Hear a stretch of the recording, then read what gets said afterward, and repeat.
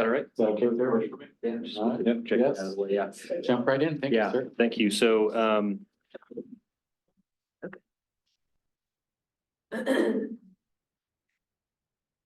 with this, don't worry.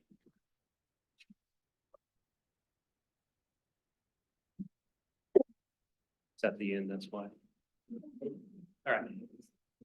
So, annual housing report. So this is related to, council goal for this fiscal year 23-24. The pillar is livability and workability. It's deliverable 3.5A, develop annual report on housing. So tonight, the information that will be presented and that was in your packet is from calendar year 2022. That's just based on the data. So the data just came out for 2023.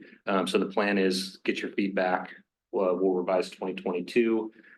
Get that back out, and then we'll also take that feedback and incorporate it into 2023. So tonight, wondering, does this hit the mark for the council deliverable, or are you guys looking for something else? And then also, how do we want to use this, if at all? Are we just posting it on the website? Are we sending it out to partners? How do you guys envision using this, or is it just an informational tool, for us internally? So what did we actually do in 2022? We permitted 83 residential units. That means building permits issued from the building department. We issued occupancy on 72 units. Approved 63 through land use. And then how for legislation, I guess, we pass as a city, this is not a state, we pass as a city housing choices legislation for middle housing. We also did the residential design standards as part of that. And then we also, or the state did not pass any significant legislation in 2022. There was a whole bunch of activity in 2023, which we'll capture in the next report for 2023.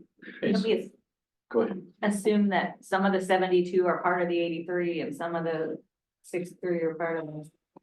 Yeah, I think you can assume that. I'll have a slide a little bit later that shows the 5-year, and that will paint a little bit clearer picture about the process. Because we issue a permit, I'd say it usually takes more than a year. If we issue it early in the year, maybe they can get it all the way done, and we actually issue occupancy as well that year. But there's probably going to be for most of them a delay between the years. So I think the 5-year will paint a little bit better Is picture. the 83 the building permit or the occupancy permit?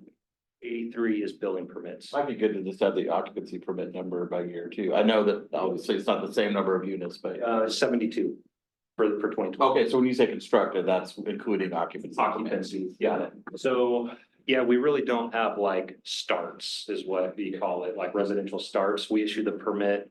We assume they start that year, but they might not. And we just capture it at the back end. I think this makes sense. Yeah.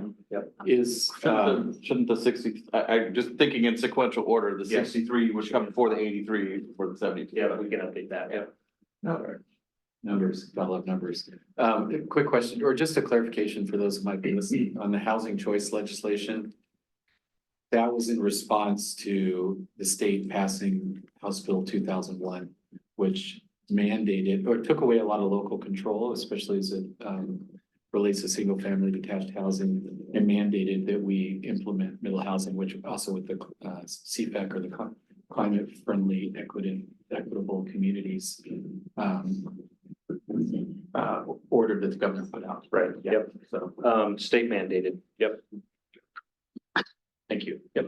And then for the land use approvals that we did issue, we issued 4 related to residential. So this would be all types of land use from type 2 all the way through type 5. A 9-unit project on Sherwood Boulevard called Sherwood Boulevard Multifamily. That has not started construction yet. They're still moving forward. So I believe they will move forward with projects. I think we'll see construction. But probably this year we'll see construction start on that project. Sorry, trying to mute this thing. No worries. Question, is that the lot that has the weird kind of old foundation on the right side? as you Yes, drive out the there? old barn. Okay. Yep, the old barn. I think there's a barn there. Yep. Across from the senior center. Yep, vacant lot, infill development. And then we have what we call the Chin partition. Chin is the last name of the previous owner. It's a 3-lot partition. This is in the Southeast Sherwood area, so 1-acre lots. This one was in the Southeast Sherwood master plan area, so they could have come in for a PUD, but they didn't. They did a partition at the 1-acre size. It's the low density zoning. Very low density residential, 1 acre. It's a weird shaped lot on a hill and. Yeah, It's a pretty steep, it's a steep property. Yep. Going back, thank you, going back to the Sherwood Boulevard multifamily, is any of that? Affordable? It'll be market rate, but it's smaller units, so more affordable, I guess, than larger square footages, you could say overall. Yeah. It's right there by the senior center, would have been perfect for Oh, senior housing. Is there an official definition of affordable? Because I hear that word used a lot, but I don't know what that means. There is, There is. it's a certain multiple of, you There's know, like 30% ADM. yeah, ADM. R. I could Google it. And then 60% the levels of. Typically, people will associate affordable housing with the lower end of that. So it's got a bad rap, but it's not necessarily low end. But I guess so did they, so if someone was to build at either of those plateaus, is there, why would they do that? Like, they start applying for some sort of, or did they start qualifying for some sort of government? There's programs Like like. programs and stuff, Yeah. they would be able to happen. Yeah. Yeah, I think before, I've never done a project, but I think it's hard, you have to compile from a lot of different sources, tax rebates, grants, all sorts of federal, state, local, probably we don't have any local incentives right now, but financing is difficult. And I think they usually put that together before they come to land use. You know, they kind of know that they can get the financing and then they'll come through. And that decision is just up to the developer and owner of the land, if they want to go that route. Something though we could keep in mind, especially now that we're a senior friendly city, yeah, that designation, and we need more senior housing. Is what funds might be available with that. Yeah, right now the city doesn't have any programs. Larger cities, counties might, but we don't right now. So it'd be up to the developer to kind of put it together. Nonprofit, I mean, there are some for-profit affordable housing developers. A lot of them are nonprofits though. And so they'll be more eligible for grants and things like that. So the quick answer, according to the federal government, housing is considered affordable if it costs no more than 30% of the monthly household income for rent and utilities. And more affordable housing developments are built for families and individuals with incomes of 60% or less of the area median income. Okay, the 30%, then it basically depends on who's buying it, it has nothing to do with where it's being built. Right, but so Sherwood affordable housing is gonna be more expensive than, you know, the middle of nowhere. On the 60% designation, yes. Right. Is it 30% or 60%? It's at 30% of the monthly household income for rent and utilities. But then they say that most housing developments are built for families with incomes of 60% or less for the area median income. So they would take our area median income, take 60% of that. Or 100K. Yeah. family Right. income. Yeah, so, Yeah. so that would put you in that, without adding utilities in, like $3,000 a month. Yeah. Yeah, so it's, yeah, we're not, but it just changes based on the area, right? Yeah, yeah, that's why we're saying, you know, I think Renee was saying that it's affordable housing, but it's not, you know, we're not building slums with massive, you know. We're not doing anything. Affordable Yeah, housing, no, I know. affordable housing for a senior that's living on social security Exactly. is different, a whole Oh, yeah. different matter. And Yeah. Oh, we're lacking there. Yeah, yeah. Sorry to take us on a. No, No, it's a Thank you great for question. responding to the question. it's good. And then we approved 41 lot subdivision called Cedar Creek Gardens. This is in the Brookman addition. So it'll have frontage on Brookman Road, and there's also a little flag strip that comes out to this area of Brookman Road. A lot of natural resources in here, so we'll have some crossing of some natural areas, and eventually this area is zoned right now for residential as well. And then the last one's called Brookman Place. It's a 10-lot subdivision, also in the Brookman addition, taking advantage of the larger Holt Homes development, the Middlebrook, thank you. So nice infill project there. There's tying straight into the road and utilities that's already there. There is an existing house on this one. They did design the subdivision to retain that existing house, How many units? 10 lots. 10 lots. So that's a And summary they were able to for, Make that pencil with the improvements they'll have to do to Brookman. I think we'll see, did we get a fee? We either got a fee in lieu or fee in lieu for the improvements, or they will do the improvements. Probably still moving forward. I know the property's for sale right now, and it's not uncommon, is they'll get the entitlements and then sell the property to an actual home builder. So I think TBD on whether this one moves forward. I think it's probably right there in terms of the financing. In terms of the type that we have permitted and constructed, I think this is pretty telling and what we've been talking about in Sherwood West a lot, and why we're going for middle housing only zones. 90% of what we permitted, so building permits issued, were for single family detached homes, mainly Brookman area. We did permit 4% ADUs. These are mainly going to be actually new construction ADUs within the new homes. So they're doing like a, side entrance, larger home with a side entrance, So that's basically 4 units. Is that just three units? Well, pretty low. Yeah, I mean, I'm thinking that- three, that yeah. Mhm. project that happened across the street from the old high school. Yeah. That was 4 units right there. Yeah, that was a few years ago. That was in 2022. I believe most of these are going to be Brookman edition. Holt Homes just doing a formal ADU within the existing. I don't think we approved any detached ADUs during 2022. And then we did 6% multifamily. So, relatively small multifamily middle housing ADU development. No, actually, that will be coming up. That will be coming up. I'm not sure where the 6% came in. Is that actually. the project going on right here? Right. That Matt- might include, Matt Morris. no, the old apartments. Yeah. Oh, yeah. Oh, thank you. This is the fiveplex. Yep. Council President got it. Yeah, this is the fiveplex right here. What's the, Yeah, the one we see. so the construction is going on right now here on Oregon Street? Where the evergreen trees used to be, is that in these numbers? That's older for Is that older? On Oregon Street. The townhouse.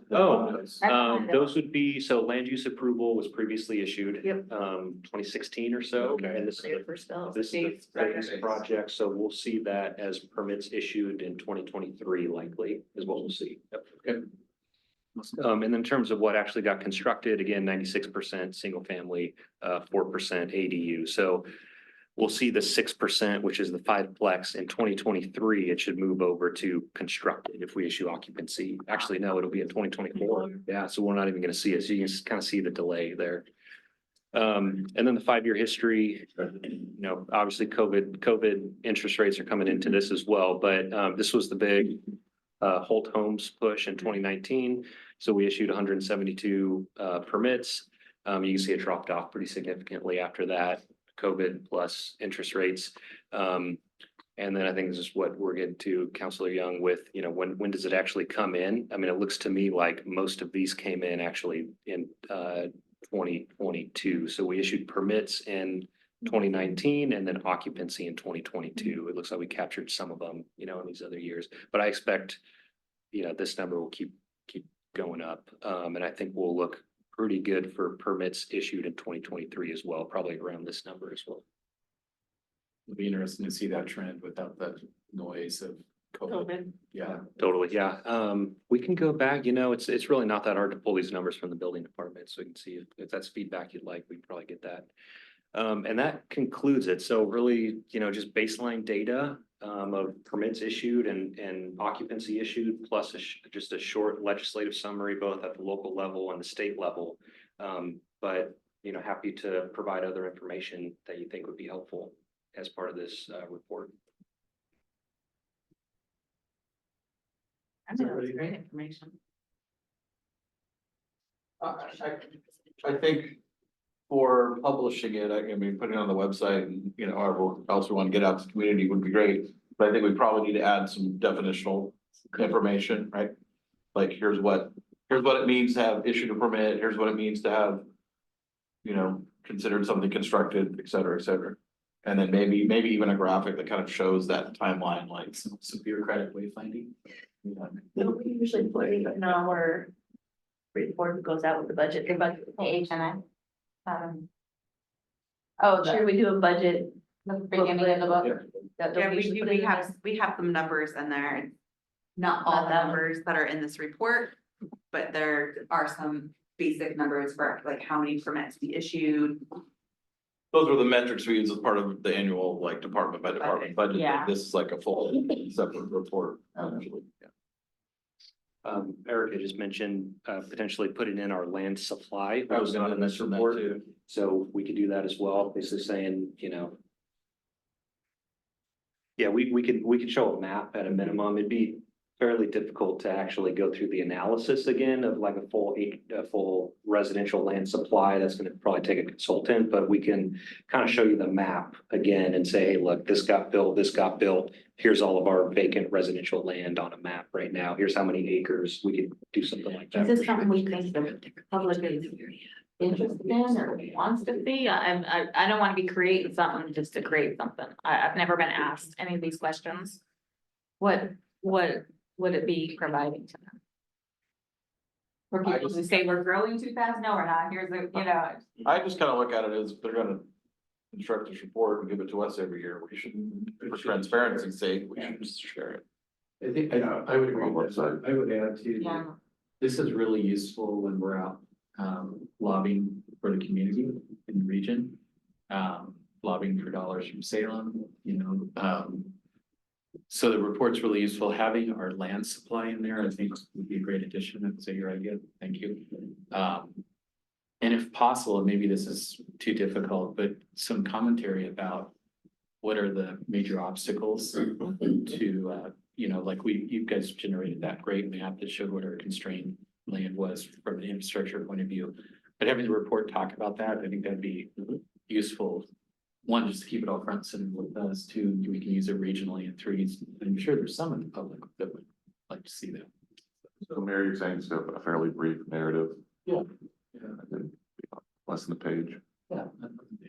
Paragraph or so, but I'm a little confused as to how this helps us in lobbying, because I know that this doesn't, I didn't get from this report, we are nailing the middle housing.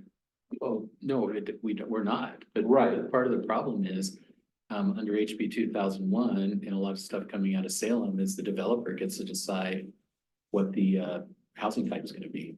So unless we do some creative with zoning, so this tells that story, even though, Okay, yeah. okay. So yeah, you're right, we're not nailing it, but even though we give them choice, we're still not getting the type of production. we want. Okay, great. Yeah, I think that's an important point. When we go to 2022, the housing choices, middle housing was permitted. So a developer could have done, I'll just say this, theoretically, a developer could have come in and done a duplex on every single lot, you know, potentially. But we didn't see that. We saw single family on every single lot for the most part. So Yeah, I think it gets to that of like, what is the market right now in Sherwood? And part of our role is policy making to try and get to the outcomes that we want. And so I think it informs. and so does that mean that we should be tying this report to why we want to ask for these special zoning in Sherwood West, right? And so, okay. And it also supports the argument that a few around the table said of master planning residential areas. Yeah. Perfect. So Okay. we get out on my looking for. How did, this is, I apologize, this has been like, when we've met with Matt Scheibel and the governor's office and people in Metro and stuff, it's what we've been telling them. You know, we want middle housing, we don't want all of it to be middle housing, but we want middle housing. Yeah. But under the current rules, we're not gonna get it. Yeah. How do the HBA, not called the Parade of Homes? I don't remember what it's called here. The street dreams. Street of Dreams. Parade of How Homes. do- That's. I Back just in imagine Indiana, homes. where I'm Yeah. that's what it's called, Parade of Homes. How do those homes fit into these numbers? Let's see. They're not affordable for one. None of them, none. Are they- Built, It wouldn't none have of them built any, been. most of them built in. And what, do you have an issue for any multifamily behind the behind, in that area we rezoned. I think we'll see land use site plan, meaning land use approval come in this year. So we did a zone change on the strip of land behind the, where the Safari Sam used to be. Oh, What's there now? Oh, aren't there supposed to be apartments going in there or something? Presumably, they haven't actually. So that application should come in this year. Yeah, cool. Well, that'd be another significant. jump. Oh, that'll be a big jump in multifamily, yeah. Yeah, that'd be a great Great location. area for that. Saw that. That's tough too. It's also transport. Yeah, new road, new paved road. Any other comments or feedback on what you'd like to see for the report? Interesting. So we can we'll update 2022, we'll run the numbers for 2023, probably bring it back at the same time in a month or two.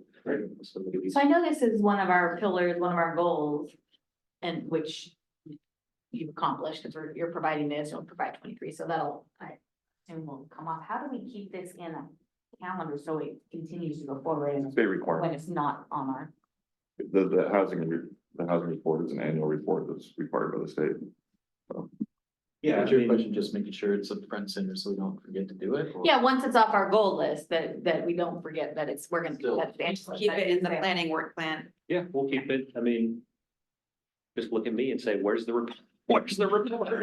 And I'll get it to The thing you. is, when we No, have but- counselors who don't remember, No, there's no, supposed to be a report that's shared. You don't need to remind me. We'll get it to you every year. We'll get it to you every year. Yeah, it's really not, once we have the base, I think that's why we're discussing now, like, hey, well, what base do you want? And then it's not gonna be hard to create this report each year. It's not a big lift. And if you guys want adjustments in future years, bring this in, take that out, happy to consider that.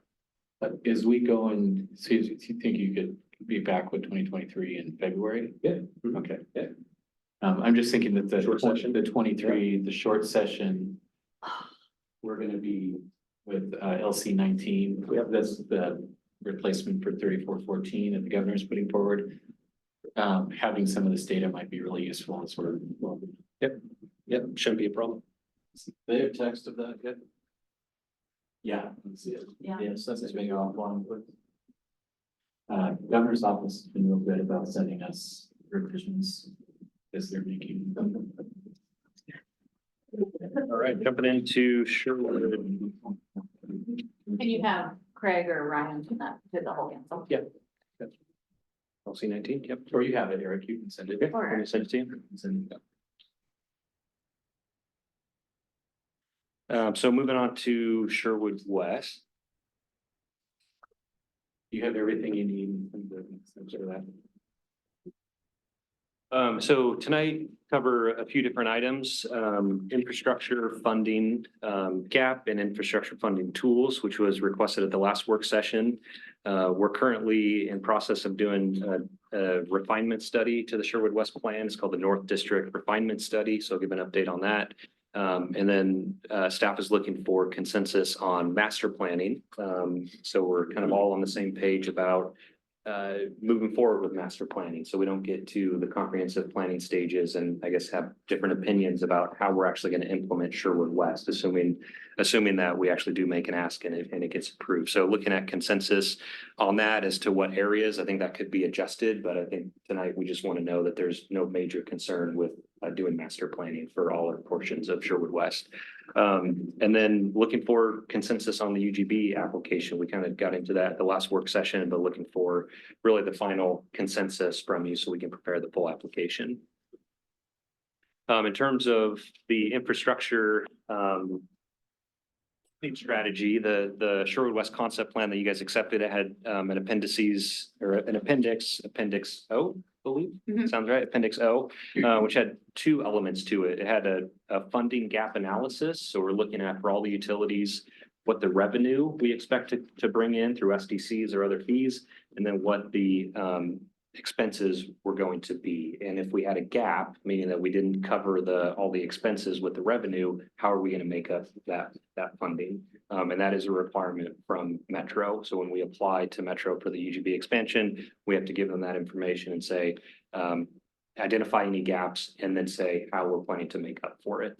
So we did have gaps for water and storm infrastructure. And that brings us to the funding toolkit, which is how are we gonna make up those deficits? And the main tool that was identified in that appendix was through supplemental SDCs. And that's kind of the direction that things are going right now with, to pay for infrastructure is, there was a wave of federal funding recently for infrastructure, but prior to that, there wasn't a whole lot for streets and other infrastructure. I think to be determined whether that money continues to come in from the federal government. We're doing a lot of advocacy right now for state funding for infrastructure, and it looks like maybe that will come forward. There's more talk, especially related to housing, but nothing's a guarantee. And so in absence of federal and state financing, local SDCs are for the most part what have been making up the gap to pay for infrastructure. And so. As not only drives affordability. Quick question with, and a few, we will still have opportunities to update the cost assumptions for these again, because costs have certainly gone up a lot, as we know.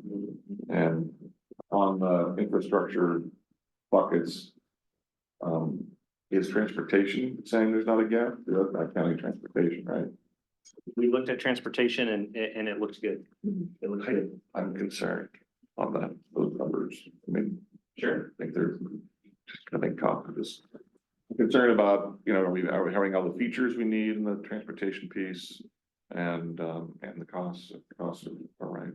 Yeah, I mean, happy to accept details on that. I think we are confirming some of those details that you've raised. But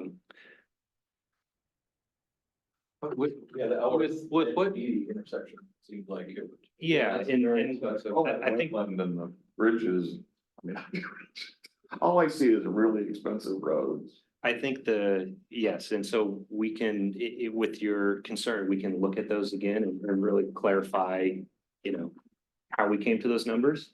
Leland Consulting, Leland did the revenue. I think we did the costs in-house though, so we can verify the costs again. Make sure that their current numbers, construction costs are going up, interest rates are going up, all that sort of stuff. I think the thing to keep in mind, it's conceptual at this point. And so we will get into. So just to, if there's consensus on the master plan route, where we really are laying out the grid and we're laying out the housing types and other stuff, then we can go back and we can update these numbers. Yeah, I think the thing that we need to do at this point is comply with the metro requirements, right? That's what we need to check now. I'm just doing the cover our. Oh, yeah, for sure. All of your master plans for sewer, water, transportation, with those projects, and you'll get some more detailed, more refined numbers. And we still can then add additional tools if we need to around them. Yeah, because I truly believe that we will have a shortage larger than what we're already projecting, and those plus transportation will be. I just cannot envision a way that. Is there anything besides, I apologize. well, I was gonna say, is there anything besides SDCs? Because the one thing I know, but the thing I constantly hear is our SDCs are too high. And so what I read from this is we're going to increase the SDCs to pay for this. Yes. And I feel like that is not a great answer. We don't have the highest FDCs in the region, so. We will. Why I said what I said. Yeah, So, I mean, we can put that as part of a strategy. At this point, we're not locking ourselves into that strategy. Okay. But No, I think. But if I could jump in real quick, Please. I mean, frankly, that's one of the few tools we have left as a city. Yeah. After Measure 5 and Measure 50 and kind of Thank how you the for state has set this up. So, but I agree with you going after regional funds. I'm worried about the optics of this. Because there are, like, for instance, all the major expansions, not all of them, but the major expansions that have happened around us over the last 10 years. Hillsborough, Tiger, Beaverton, Bethany. they worked with the county and did they bonded against future mistip revenue, kind of a tip program to get dollars for major infrastructure in those areas. There's no reason we shouldn't be able to do that too. We plan on lobbying the Put a county for sample that. letter in there for it. So if we have a application that says we're okay on transportation, I don't want that telling the county that we're okay, Mm. because the signals we're getting from the county right now is they don't want to do that program anymore. So if you state that if you state that the grid is conceptual. Mhm. And then it needs to be updated with master planning. And then once updated, we expect that there'll be a shortfall. Yeah, And that's some good language to put in the report. And then here, and I think we should list out the other programs we're gonna look at and specifically call out the Washington County program. Because ideally, they're gonna help us convince Washington County they need to keep the program, you know. And, you know, even in the bigger picture, we got the state's trying to figure out how to have infrastructure, get infrastructure monies out to cities. Last thing we need is counties pulling back. So are you suggesting that county to be another source? Yeah, Is that let me- in the regional? We should put that as a source that we're gonna look at, yeah. So they did in our, that was emailed to us, he had a sample letter already ready Yeah, to go. it's right there. yeah, and so that gets us to the next slide, and I'll just say, I think the approach that I'd recommend we take and that we should take is keep every available tool. I 100% agree that it should not be at a conceptual level. Oh, we're good. Don't worry, county. No support needed. I think the reality, I think council president is exactly right. When we get into these details, who knows how construction costs are going to be at that time? I mean, it's very likely and it's just unknown. Who knows what's going to happen? And so I think leaving every available tool, especially ones that are effective on the table, is the right approach. So- Right, well, case in point, 2 years ago, the Edie Road Mistip project was 7 million. Mhm. It's, their latest estimate is 14 million, so it's Doubled. doubled in 2 years. I think the uncertainty around prices is a great way to describe. Yeah, maybe we should, to the. Mr. Mays' point. Change the language on the previous slide. So I do have some of the same concerns that basically we're saying we only have a gap in water and storm. And if we don't think we have a gap in transportation now, we should at least call out and say, we think we will. Or we think it's likely we will, or however you I'll want to be. be direct with you guys. We're too late to do a full update of the numbers, right? But I think we can just address, you know, the unknown and that it's not just all necessarily going to be all gravy in 5-10 years when we really, or less, when we really get this thing going. So Guarantee you, they're gonna be needing other people's I money. mean, we could almost just say, with the increases we've seen over the last 3 years in road construction costs. We project that forward, that we would expect to see, because I assume I don't know what your projections include for rising costs. yeah, I mean, I'm you not- said I'm you use not- current costs, but. yeah, I'm not sure either the What kind of detail. inflationary rate did we use?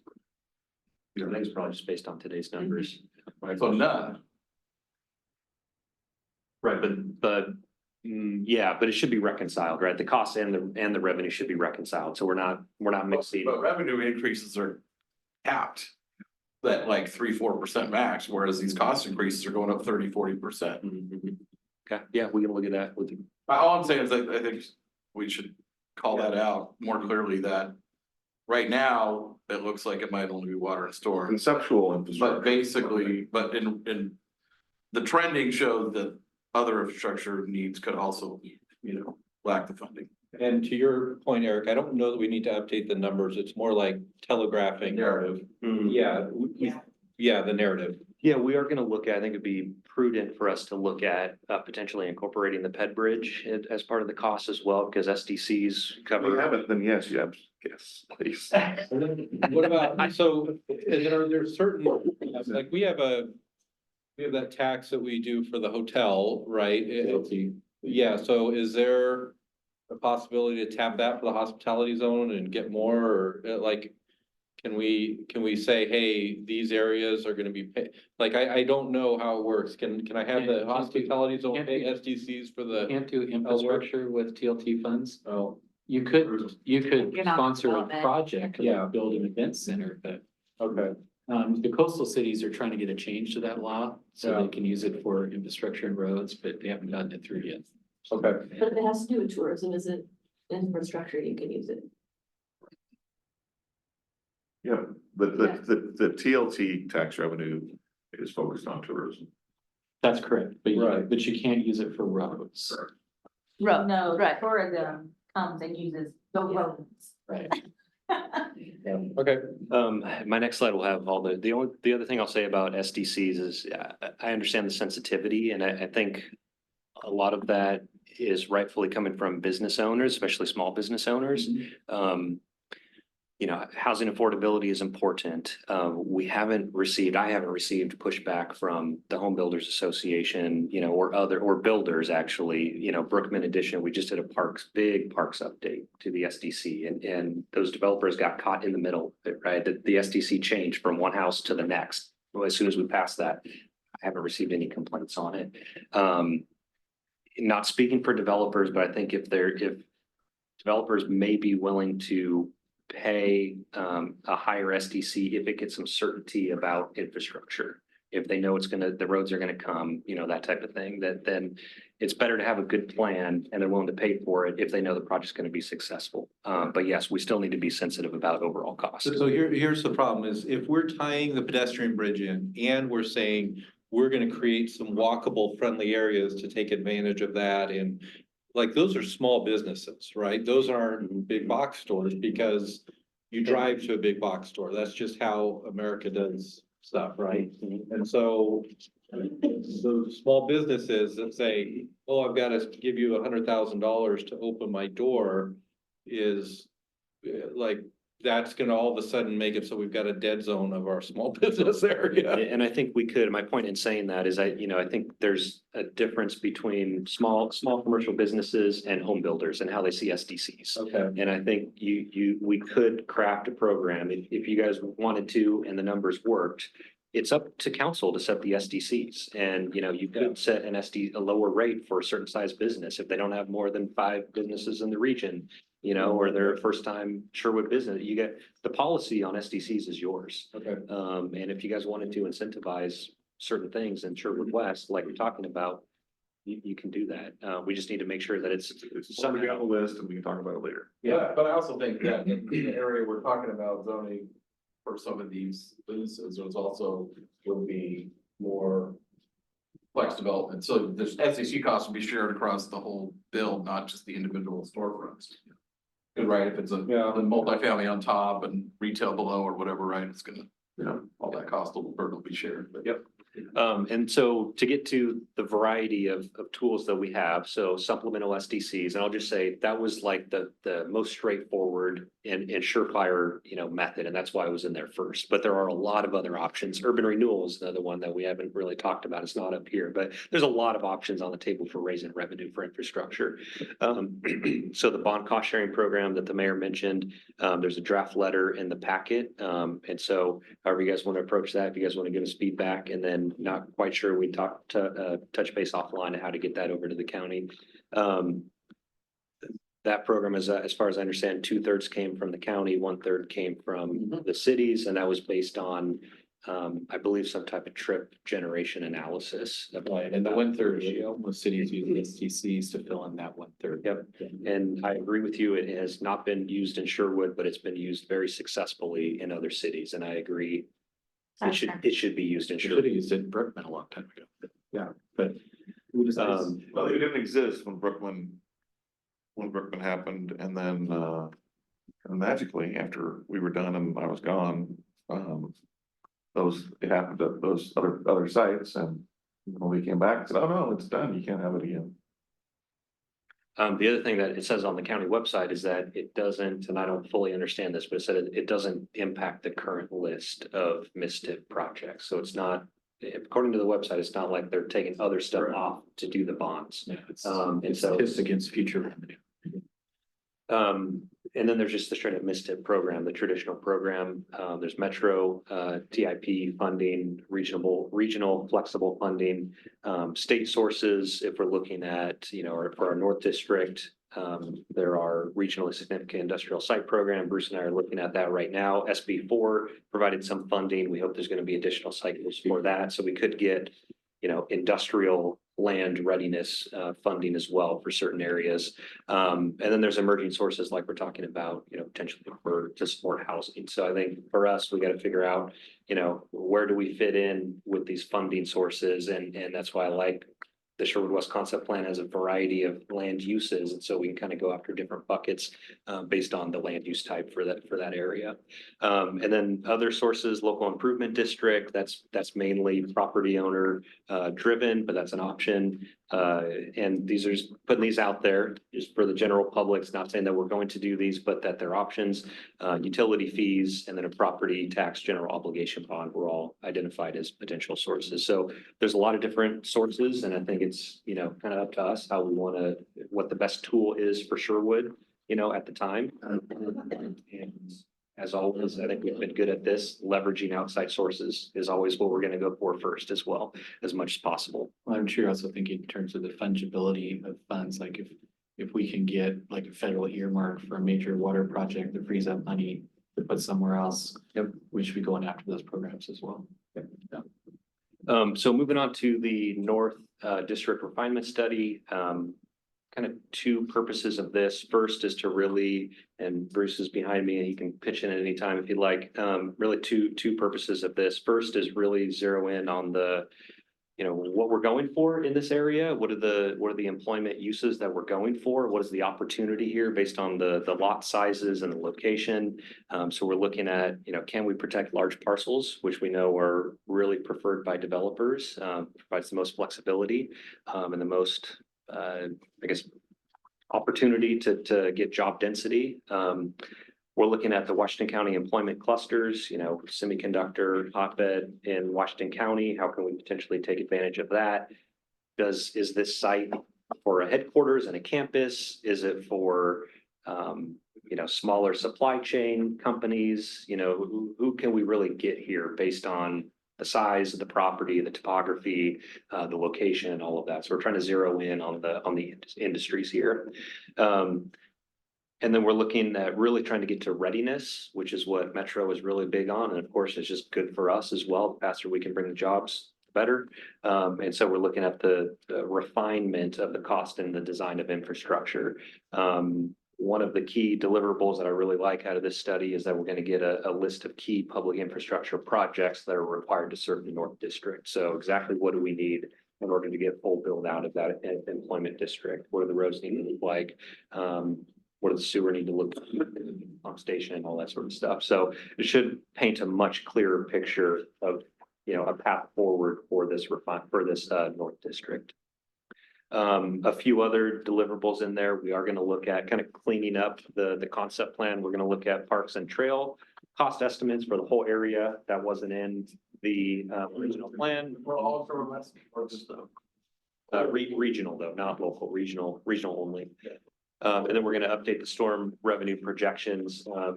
There were some assumptions in the storm revenue projections that I think we should relook at and potentially get that revenue up a little bit. And so, Bruce, you want to add anything? Give you the option. Do you want to add anything? I'm sorry, I'm just chatting. Yeah. And I'm just gonna say, I think it's really gonna be important, particularly on the east side of Elwood, to have as large parcels as we can. So that we have as much flexibility, and also as much flexibility in terms of what kinds of uses go here, because we pretty much know that semiconductor makes sense, but also probably some clean tech makes sense at some point. Maybe at some point down the road, there could be bioscience, there could be aerospace related companies, space companies. We certainly are seeing the growth of the space economy here in Sherwood. So I think there's going to be a lot of flexibility. West of Elwood could be the place where you get more smaller parcels that could be for sale. There's definitely a market here for small parcels that could be bought by a company who wants to build a suit operation. And that really is lacking. I get calls a fair amount of times from Portland companies that would like to look here. There's really no 5-6 acre parcels in essence for those kinds of companies to look. So I think the eastern side could be larger lots. The western side could accommodate in some cases smaller properties. Thank you, Bruce.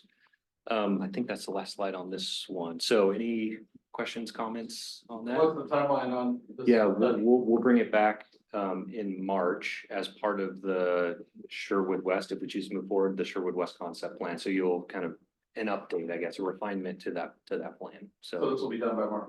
Okay, March great. 24th, not March 23rd. There was a typo. was there? In your, they're like, Yes, so I was confused, like, so we already have it? Wait, no, No, it's sorry. coming. I knew what he meant. we'll bring it back March 24th. So it's happening fast and we have a good consultant, McKinsey Architecture is working on it. They do a lot of these sites and they're working fast right now. So it's great. Yeah. Nice. And that moves us towards consensus on master planning. And all I did here was just pull out the different sub areas of the plan. So we have the North District, the Far West District, the West District, and then the South District. And, you know, we've talked about master planning. I'm happy to answer any questions on that. You know, the staff recommendation, if you will, would be to do any areas that have residential and commercial mixed. You know, so these two would likely be good candidates. This one here, you know, it's mainly just low density, but we could do it here as well. There is a little bit of cottage cluster and medium density. And then this mixed employment one, you know, I think the concern there with master planning would be timeline. Is that if we did a master plan, it's probably gonna take a little bit more time to do it. So, you know, what are the downfalls? And then we talked about this, you know, time and cost.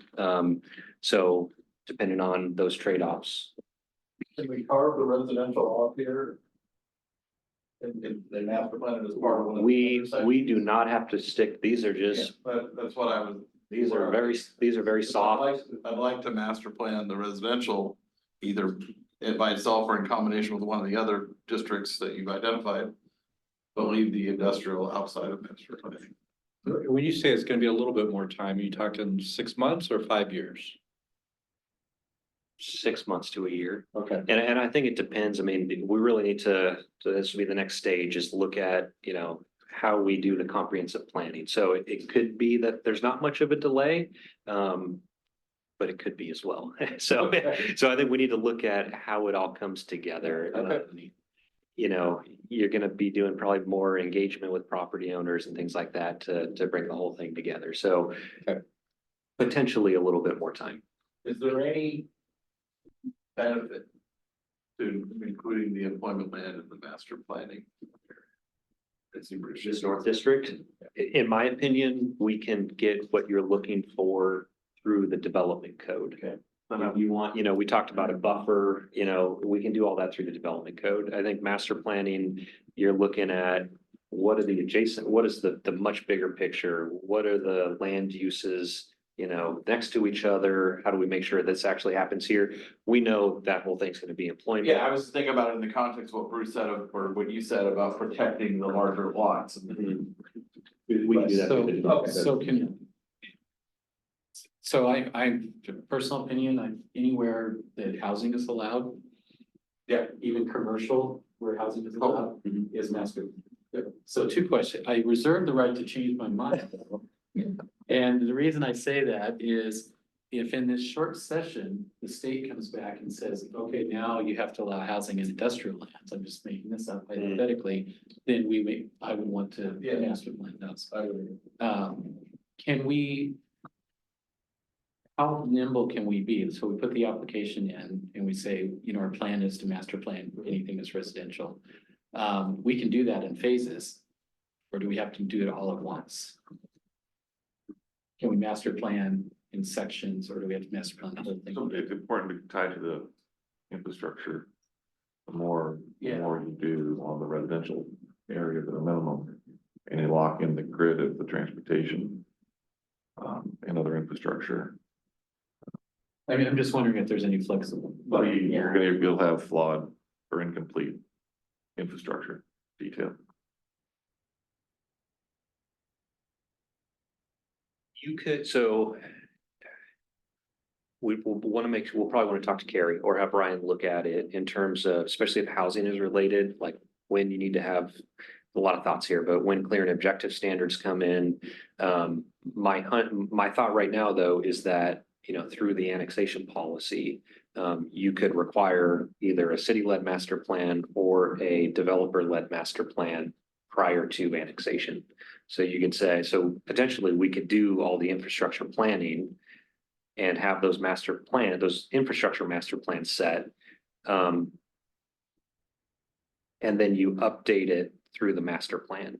But again, I want to talk to Carrie about that, or have Ryan look at it. So we kind of have the base, and then you're saying, developer, you're coming in for a refinement. You're doing a master plan and you're updating everything as well, in terms of infrastructure. But again, annexation is we have a lot of authority and just discretion at the annexation phase. And so my understanding is that we could do some of the master planning right now, you can leave some of it out, and then say, this area is subject to a master plan.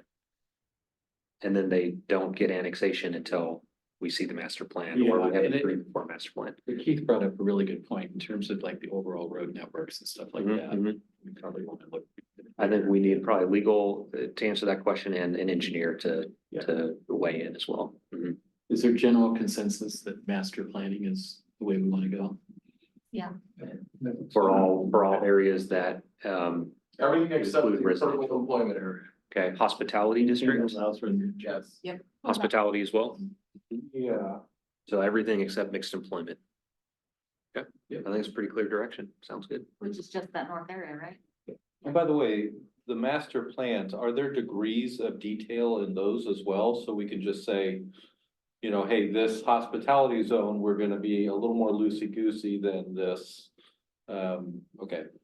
I'm getting some head nods. I don't know that I want that. but Well, yeah. I know, but I'm just saying that also Yeah. gives us the flexibility if we say, if a big hotel chain came and said, yeah, we want to do this, and we say that's a great plan, or these small boutique ones come in, you know what I mean? Like we could adjust it based on opportunity, right? We're not locked in to making everything super detailed and thereby eliminating some opportunity. So, okay. Yeah, I think we'll get into that in master plan, and I think that's the trade-off. Do you want more detail and less flexibility? Right. No, you gotta No, strike that balance. Yeah, I but think in the different areas, we can treat that But differently. that's just it. Yeah, that's what I'm hoping for, is that we don't have to do the same level of detail for everything unless we want to. Yes, yes. Right, is what I was I questioning. think you have that Perfect. ability. Okay, The goal is to make sure that we grow in a way that we want. Right. And if we can be less restrictive for certain types of areas, great. And that, with a few minutes left, leads me to the last consensus item, which would just be kind of the big one. What are we looking for in an expansion application to Metro? And we kind of went around the room last time, got everyone's thoughts. Just as a reminder here, the alternatives from a full ask to no ask, and all the different acreages and housing units. And so with this information, we'll start the process. We're already on the agenda for the county Board of Commissioners to get a letter of support from them. We're having the ball rolling with TBF&R, kind of, our service providers are going to be interested in what, are we doing a full ask or are we doing a partial ask? And so need to know so we can go and get all that support and put together the application. I'm sorry, when you're in the county. We're going to February 27 is what we're scheduled for. Yeah, but we'll start scheduling more. Maybe I need to talk to Metro who they want to see, but maybe CWS. We have the school board already. Service providers and partners will need letters of support from. I think since we've just all had a consensus of it being a master plan, then the full ask makes sense to me. I agree. But we're not chopping up. Same. yeah. Frankly, if I don't have to do this. With the right to change my mind if city does something stupid. Of course. We all have that, yeah. Yeah, Caveat. that would be my caveat too. Yeah. I guess I would say in that vein. Yeah. If we ever get to a point where the point of no return is coming, like, please be proactive in telling us. Sure. Yeah, no problem. Yeah, Whether that's through an action of ours or an inaction of ours. or an action of the state. Because it does seem like a bigger ask also puts us more in the driver's seat for getting infrastructure grants or money or something, because we're saying, hey, this will affect more people, right? And so part of my logic is saying, if we're gonna see if there's money out there, right, you want to kind of paint the rosiest picture possible of, hey, these are the most jobs, these are the most, just to see if somebody bites, right? And so that's part of my thinking on this, is even if we don't ultimately go up and master planning it, we can at least see if Sure. there's money. I mean, a great example is Brookman Sewer, and we're, trying to get money for that right now. And so it's Yeah. gonna come up and serve the south end of Sherwood West. And Yeah. so, state's gonna wanna know how many residents, how many people is this gonna serve? Yeah. And, density plays into that as well. They always wanna know density separately, but that's a different issue. But yeah, if we were to say 1,000 units, Yeah. or Versus say, 1,200, yeah. exactly. So, yeah, The- I think you're right there. And just, I mean, I'm supportive of this too, but just to put it out on the table. Under current state law. This is our 50-year supply. Did I get that right? I don't actually know. 50+. 50+ year supply of land. So we're gonna bring it all in. So a future council is gonna be sitting here with nothing. That's, and that's a situation. Cornelius, I think Cornelius is in right now. We have a couple cities that have no options for expansion. So we're taking a big bite of the apple and we won't have opportunity. The future councils are gonna be spending the next 30 years building it out. Within the next 3 years, I fully expect. that Something's they gonna look- have to change. That they look to happen again. The reserve. Something's gonna have to change, because we do have undesignated area to the east of us, but that's not gonna go until. Into the south. Into the south, but that's not gonna go until all the rural reserves or urban reserves are gone. Mhm. In my opinion. Yeah, That's your expectation, but. Yeah. With expectations have been kind of kicked to the curb in the last few years, so. hopefully that trend continues, so. Yeah, now, you're right in terms of the urban reserve area for the west side of Sherwood. We have a little bit on our side. We do, yeah, and I'd say, refinements to plans, to master plans, the comp plan would be on the table for a future council as well. Yeah. And so if something's not working out there, if they hate the plan, if whatever changes, that would be their authority to update the master plan or the comp plan or the zoning, just like you guys can do now within city limits. And so they have an opportunity to address issues, refine things if they like, but I only brought it up because we have partners out there on the west side that, desperately need land, can't get it anywhere, state will give it to them, right, or we'll give it to them. Right. Yeah. right on time. Any other thoughts? Any other questions? All right, thanks, everybody. We'll adjourn this meeting and we'll go to a regular meeting up in 5 minutes.